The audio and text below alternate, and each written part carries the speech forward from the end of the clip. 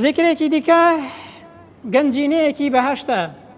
ئەگەر ئینسان پێی بڵێن لەو دنیادا گەنجینەیەک لە فڵان شوێنە هەیە، شتێک لە فڵان شوێنە شادراوەتەوە، بەرناکەوێت هەموو ئینسانێک دەڕوا بۆ ئەوەی کە گەنجینەکە بدۆزێتەوە.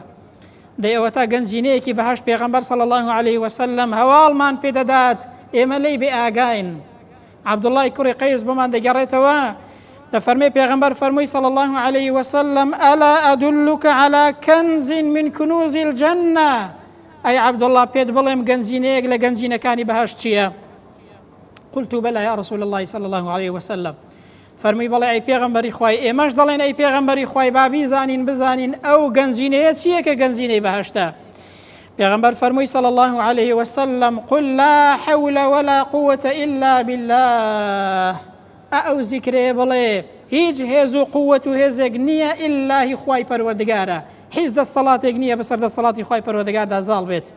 لا حول ولا قوة إلا بالله. برم خەزنەیەک گەنجینەیەکی بەهەشتە، ئەگەر ئینسان چەندە زیاتر بێڵێت و بیخوێنێت، ناوەڕۆکی جێبەجێ بکات، ئەوەندە گەنجینەی بەهەشتی دەست دەکەوێت و لە بەهەشتدا ئەو کەسەیە بەهرەمەند دەبێت.